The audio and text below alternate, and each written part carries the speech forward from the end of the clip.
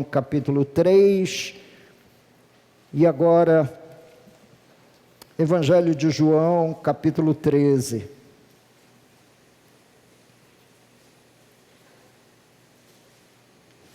Se há alguém sem Bíblia do seu lado, empresta a sua para que ele possa, ler com você, que ele possa tirar uma casquinha aí da sua Bíblia.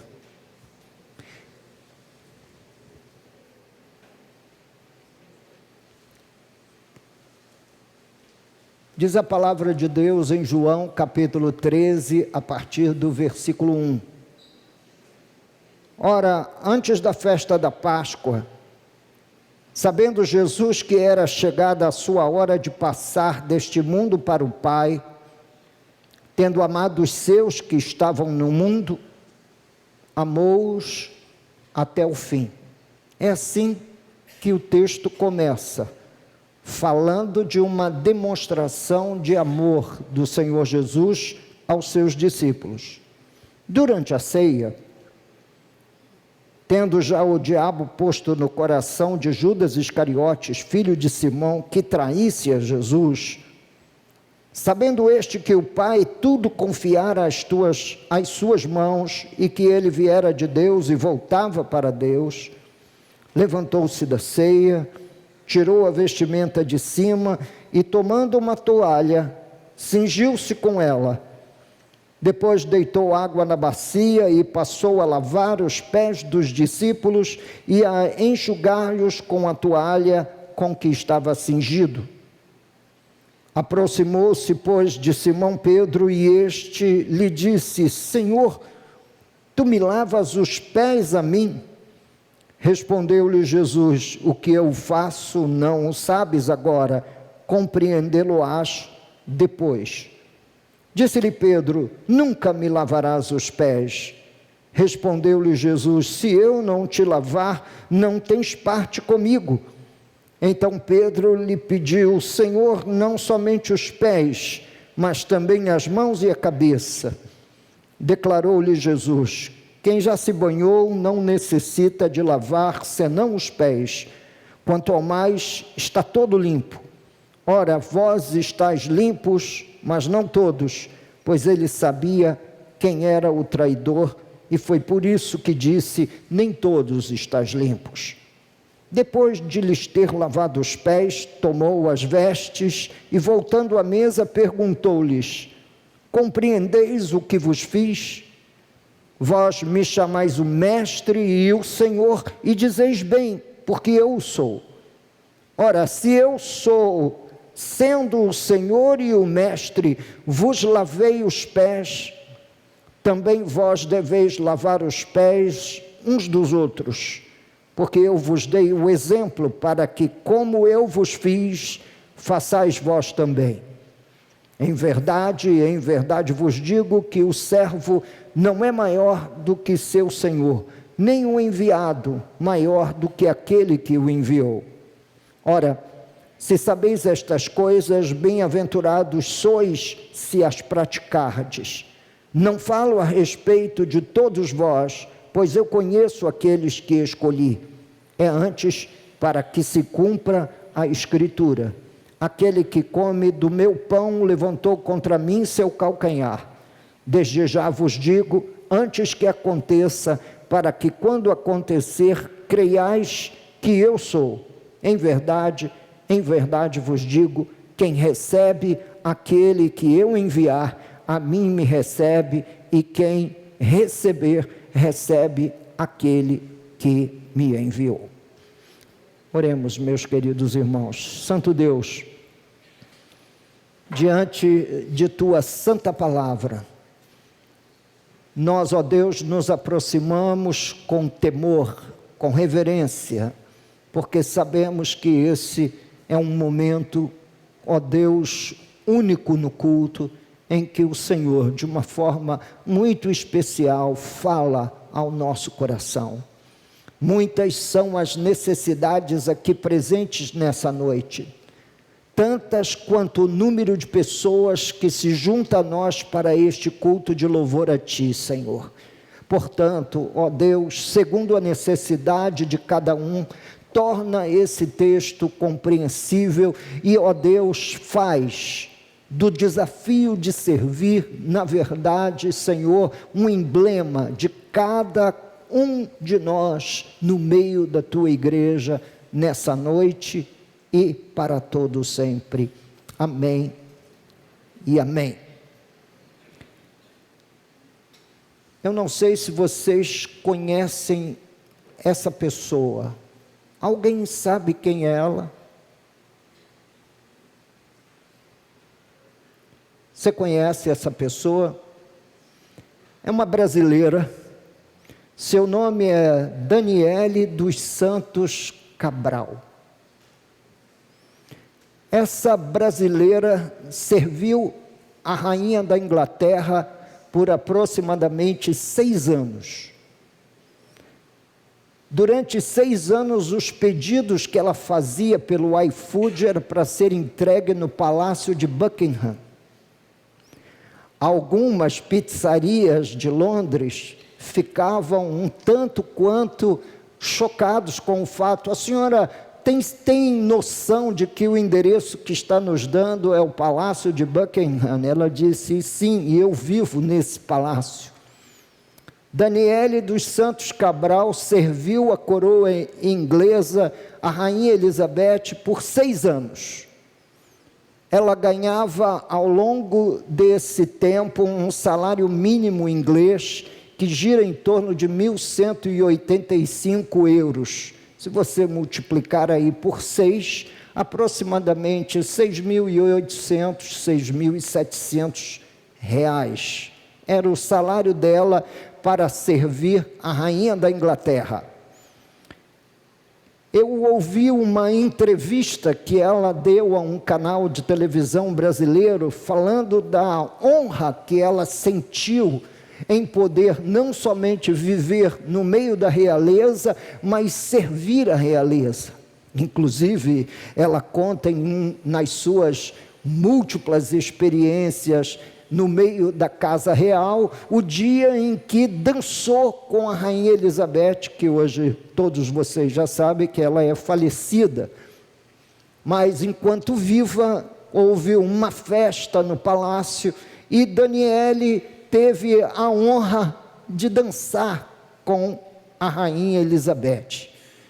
E eu fico a pensar, meus queridos irmãos, que honra não é servir a Cristo, servir ao Rei dos Reis, servir aquele que tem o domínio em suas mãos, o governo, e tudo está debaixo da sua autoridade.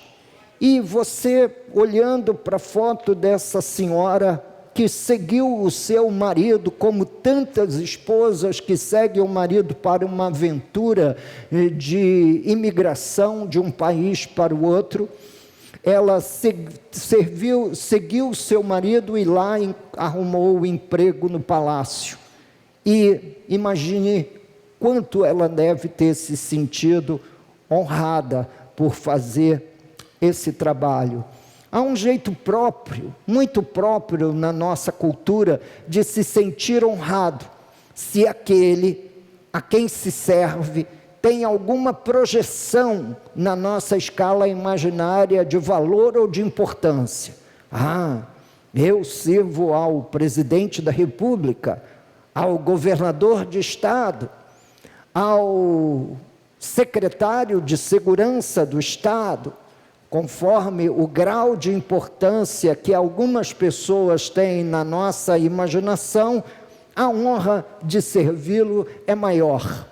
E eu, sinceramente, como pastor, ao longo de aproximadamente 40 anos de ministério pastoral, eu vejo muita gente na igreja, cruzo com uma infinidade de pessoas, centenas, possivelmente ao longo desses 40 anos, milhares de pessoas, gente nova, gente madura, gente imatura, jovens, adolescentes, idosos, mas eu nunca ouvi dos lábios de ninguém dizer que era uma honra poder de alguma forma servir a Jesus. Poder de alguma forma estar no reino de Deus, possivelmente fazendo coisas como simplesmente receber e recepcionar o povo de Deus em cada culto, abraçar os filhos de Deus ao chegarem para cultuar ao Senhor. Na verdade, até mesmo na igreja nós conseguimos ver algum tipo de revestimento de importância ao que fazemos, conforme também a nossa imaginação. É só para abrir a porta, isso qualquer um pode fazer. Mas a Bíblia exige que homens sejam cheios do Espírito Santo, de boa reputação e sabedoria, para poder figurar entre os servos do Senhor aqui no meio da igreja. Essa foto talvez vocês também não consigam ligar ao lugar. Esse acampamento foi na Praça Charles Miller, em São Paulo. Julgo a Praça do Pacaembu. Essa foto foi retirada de uma matéria do portal R7, que dizia que estava se vendendo ingressos para o show do conjunto RBD. Você conhece? Pois é, eu também não conhecia, mas eles são conhecidos como os Rebeldes. É um grupo mexicano muito famoso aí no meio dos adolescentes, no meio da juventude. Pois em janeiro desse ano fizeram um acampamento quando disseram que os ingressos para o show do RBD estaria sendo posto à venda. 31 de janeiro, o show 16 de novembro, portanto ainda acontecerá. E eu olhei para aquele monte de gente que acontece em todo show de algum conjunto pop, amontoado de gente, semanas acampado, guardando um lugar para poder comprar um ingresso para ouvir ou participar do espetáculo. E quando eu li a matéria, eu imaginei, mas meu Deus, quanta dedicação, acampar numa fila para comprar um ingresso. E depois curioso, eu fui ler por dentro a matéria para tentar entender a lógica disso, não é? E eu vi, na verdade, um enorme fanatismo pelo mundo pop. Costumam, geralmente, pessoas que não frequentam o ambiente da igreja, ou que não têm nenhuma aproximação com a igreja de Jesus, os encontros dominicais da igreja, eles costumam, por vezes, quando não entendem muito, colocar tudo debaixo da chancela, que é um fanatismo. Mas que fanatismo, está lá todo domingo. E o que você chamaria, portanto, uma multidão acampada 11 meses, quase um ano antes, para garantir ingressos para um show de um conjunto que tem, pelo menos o título é muito estranho para mim. Eu jamais envolveria um único real para ouvir um grupo que se autodenomina de rebeldes. Mas eu vejo quanta dedicação fora do reino de Deus, quanta dedicação fora da companhia dos santos. Nessa noite, vocês foram convidados para uma cerimônia de ordenação do que nós chamamos diácono, que são ministros locais, alguém que serve dentro da igreja. E essa palavra vem do grego, que tem uma pronúncia semelhante à nossa, diáconos. alguém que executa os pedidos de outro, como se fosse um garçom, especialmente os pedidos de um mestre. Diácono também recebe o codinome de servo, atendente, ministro. São servos reconhecidos da igreja. Eu costumo dizer que na igreja as pessoas, quando recebem ou são incumbidas de alguma tarefa, elas descem um degrau. Quando você vai ensinar crianças na escola dominical, você desce alguns degraus. Quando você vai figurar entre algum ministério interno da igreja, você desce mais alguns degraus. Quando você é ordenado ao diaconato, você desce um lance de escada inteiro. E quando alguém é ordenado ao ministério pastoral, desce a escada toda. Portanto, na igreja nós nos sentimos profundamente honrados de servir a Jesus e ao seu povo. E às vezes, meus queridos irmãos, no serviço mínimo, como de Jesus no texto lido, que como mestre que era, se cingiu de uma toalha de um cântaro e foi lavar os pés dos seus discípulos. E essa cerimônia, esse movimento de Jesus na direção deles foi para mostrar que no Evangelho, que no reino de Deus, maior não é aquele que tem uma melhor formação, maior não é aquele, meus queridos irmãos, bem formado, bem educado, que muitas das vezes trafega do púlpito para a congregação. Não, maior é aquele que serve, que lava os pés, que serve as mesas, que atende ao povo, que executa os pedidos. Irmão, por favor, minha criança acaba de passar mal lá no berçário, o irmão podia dar uma ajuda? E lá vai um diácono, fazer o trabalho diaconal, cingido de uma toalha, de um cântaro, para poder servir a igreja, servir ao povo de Deus, servir aos filhos de Deus. Há nos quadros da igreja, portanto, uma função chamada exatamente como no grego. A função é a função de diácono. Trata-se de homens separados para servir a igreja de Cristo na sua expressão local.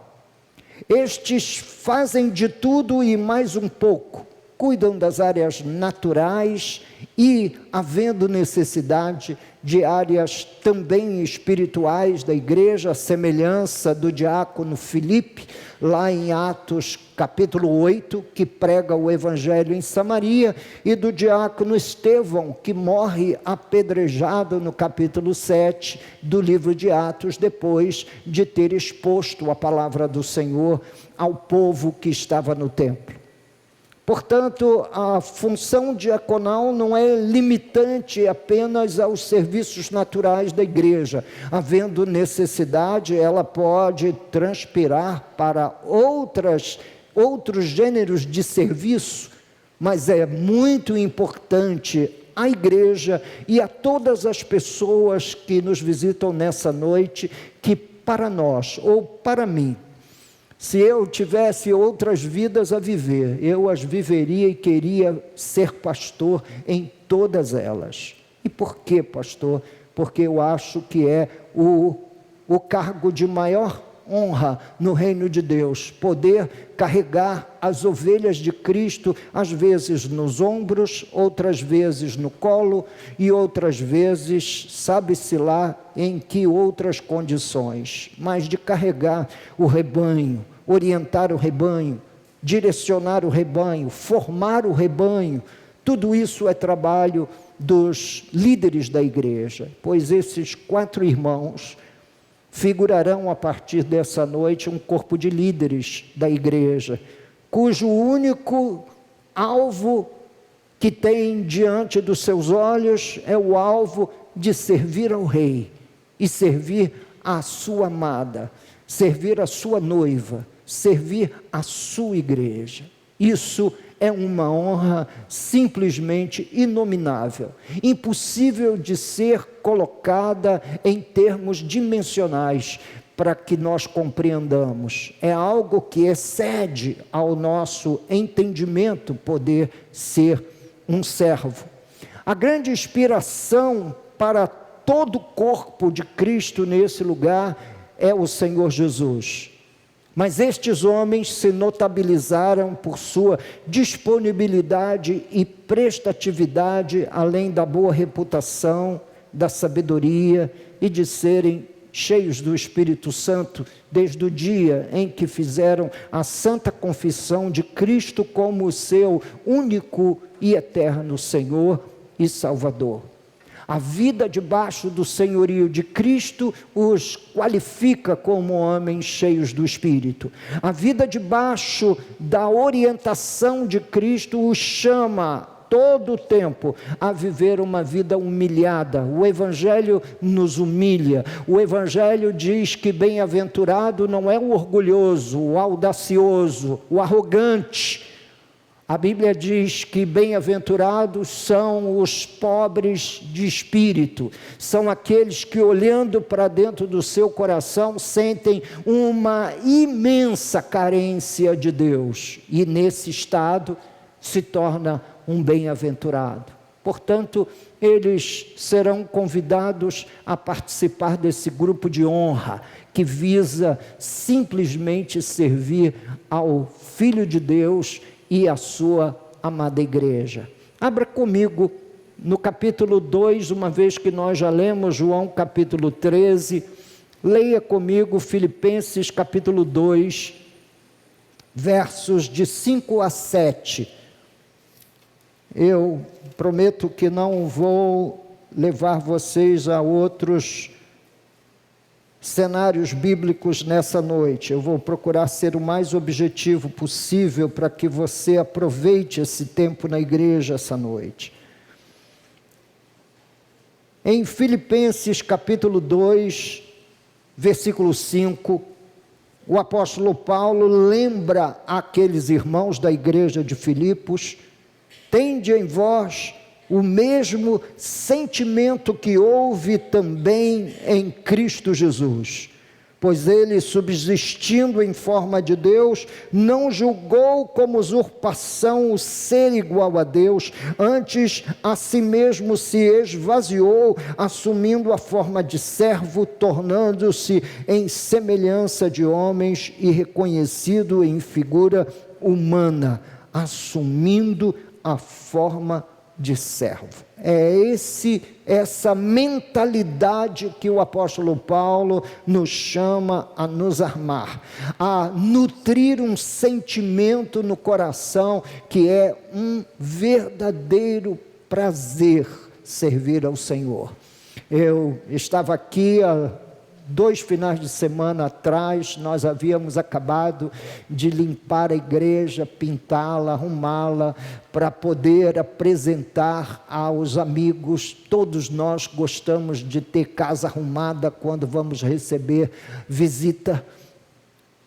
E aí os irmãos disseram: pastor, nós vamos ter que remover os bancos, vamos ter que depois lavar o salão, vamos ter que fazer tudo isso. Eu fui para o grupo de WhatsApp da igreja pedir socorro, preciso de ajuda. E aí, como sempre, há uma instituição nos Estados Unidos chamada Instituto Barna. Esse instituto é envolvido em pesquisas na área cristã, e pesquisas do Instituto Barna dizem que apenas 6% do contingente da igreja realiza o trabalho que 94% ficam sentados sem realizar. Isso é pesquisa científica. 6%. E eu então pedi a Deus, meu Deus, nós precisamos preparar a igreja para o domingo, que o Senhor Deus desperte o coração desses 6% e que eles venham tomados de um espírito como de Sansão, para chegar aqui e ainda que seja apenas com a queixada de um jumento, nos ajudar nesse multirão de limpeza. E então, no sábado pela manhã, tivemos um grupo de pessoas maravilhoso aqui, para servir sem esperar nenhum pão com mortadela, quanto mais uma coxinha de galinha, nada, absolutamente nada. O Guilherme, querido Guilherme, apareceu aqui com um bolo de laranja que desapareceu. Depois de algumas horas varrendo o chão e puxando a água com rodo, alguns homens estavam verdadeiramente, meus queridos, azul de fome, e foram comer. E eu olhei para todo aquele movimento de gente tão querida, e eu no meio lá, o fato de eu ser o pastor não me dava nenhum tipo de vantagem, dizendo, olha, eu vou lá, eu vou ordenar, eu vou orquestrar, não vou pegar na vassoura não. Não, eu conheço o meu mestre, eu conheço o coração de Jesus, e o coração de Jesus diz que maior é aquele que serve do que aquele que é servido. Isso é o coração de Jesus. Servir é a forma mais evidente do crente identificar-se com Jesus. Sabe, quando eu vejo Jesus de uma forma gloriosa e exuberante no seu testemunho, quando você está servindo, quando você está numa classe da escola dominical, ou com um grupo de irmãs, está na cozinha preparando um lanche, às vezes trafegando de um lado para o outro com um prato de salgadinho, e depois no final, quando toda uma equipe se junta para deixar o ambiente limpo para o domingo, que coisa bonita é ver a igreja servindo. Que coisa linda é ver a igreja envolvida no trabalho do mestre.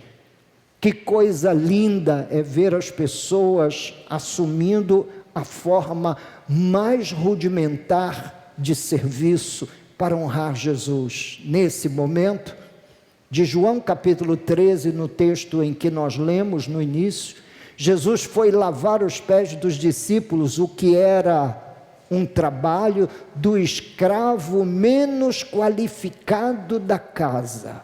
Imagina, ele não é o chefe, não está pilotando o fogão daquela casa, ele não é o jardineiro, não está cuidando das flores, ele não é o chefe da manutenção que está lá resolvendo problemas de toda a natureza nessa área, ele é apenas o menor de todos os escravos. Ele lava os pés dos convidados.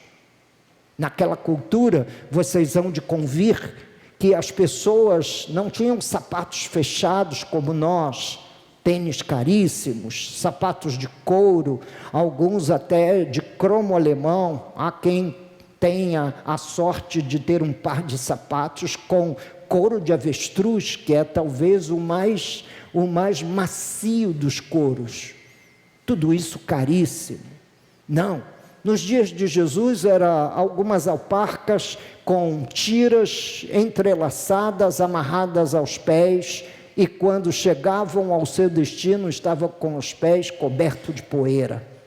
Quem ia lavar os pés dos convidados na casa? O escravo menos qualificado, pois foi essa figura que Jesus encarnou em João capítulo 13, o escravo menos qualificado. E quando Pedro viu Jesus com a toalha na mão e com o cântaro e a bacia. A primeira atitude de Pedro foi: não, o Senhor não me lavará os pés. E Jesus disse: se eu não te lavar os pés, não tens parte comigo nesse ministério.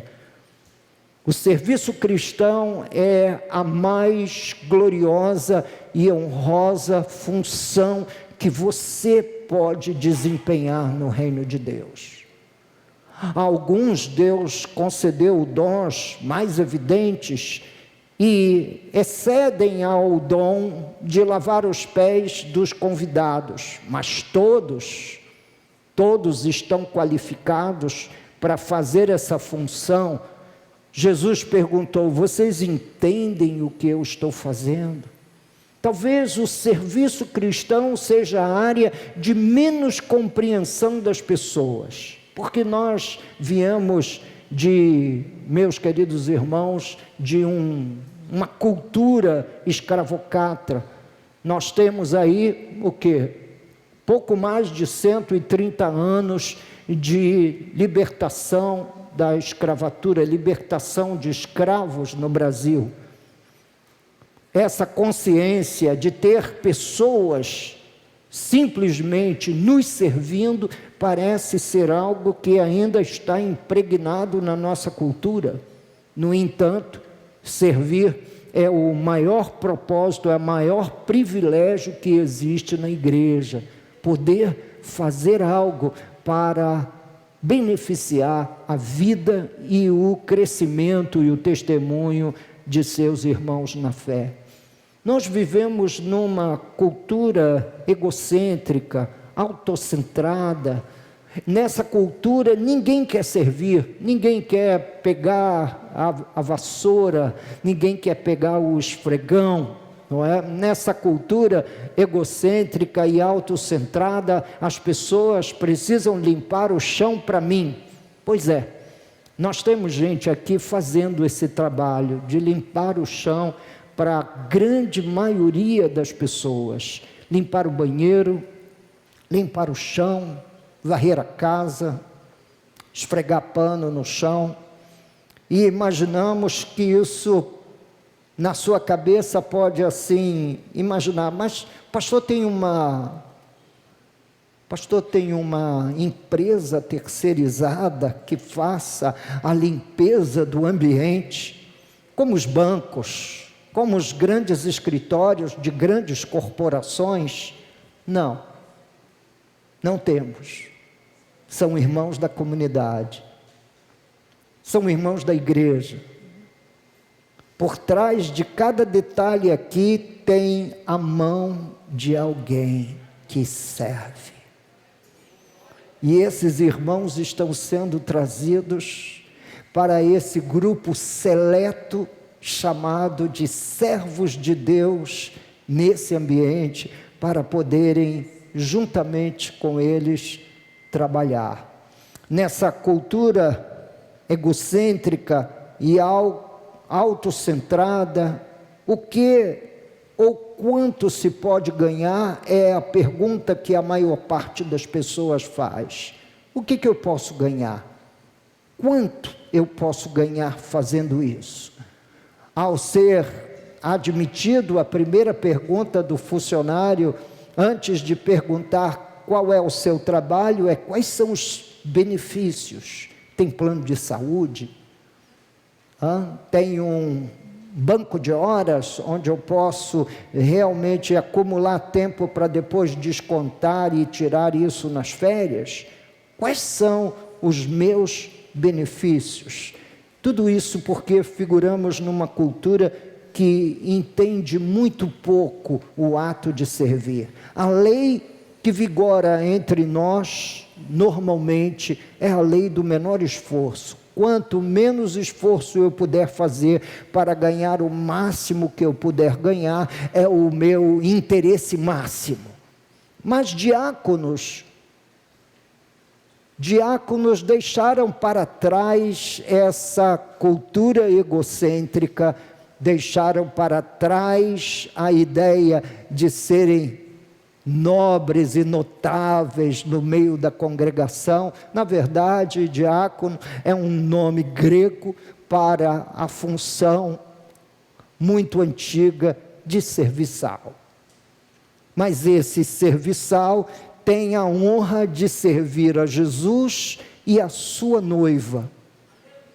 Tem a honra de servir a Jesus e a sua igreja. Portanto, o diaconato é o jeito silencioso de ser contracultural, de se submeter à lógica de Cristo e de condenar o mundo e as suas máximas. Ser um diácono, aceitar a função diaconal é, na verdade, meus queridos irmãos, opor-se frontalmente a essa cultura egocêntrica e autocentrada na qual nós vivemos. Submeter-se à lógica de Cristo é em ter alegria de servir e de condenar o mundo e todo o seu jeito de pensar através de um ato delicado, amigo, de servir a igreja é, na verdade, meus queridos, aquilo que deve governar a mente e o coração dos que servem na casa de Deus. Na igreja de Jesus, a honra é de quem mais serve, mais se humilha, menos quer ser visto.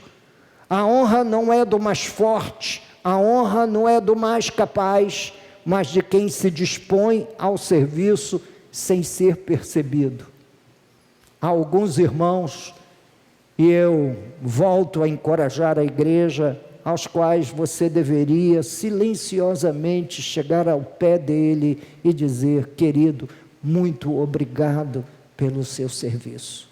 Muito obrigado pelo seu jeito de nos amar, servindo ao corpo de Jesus nesse lugar.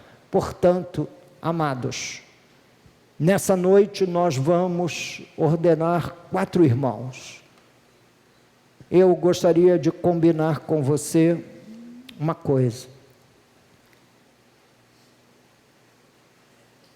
A era tecnológica nos trouxe o transtorno da guerra dos celulares e dos cliques, porque precisa postar no Instagram, no Facebook, nas redes sociais. Então, o que nós vamos pedir? Nós pedimos a uma irmã aqui da igreja que fotografasse a cerimônia de ordenação. Depois do culto, todos vocês podem sacar do celular e fazer os seus cliques como os irmãos acharem por bem. Eu me coloco disponível até mesmo a estar aí do seu lado, posar para uma foto sem nenhum problema. Mas enquanto nós estivermos na cerimônia de ordenação, nós queremos pedir que os amigos, como é que eu vou dizer, fiquem aí, contenham-se, não é?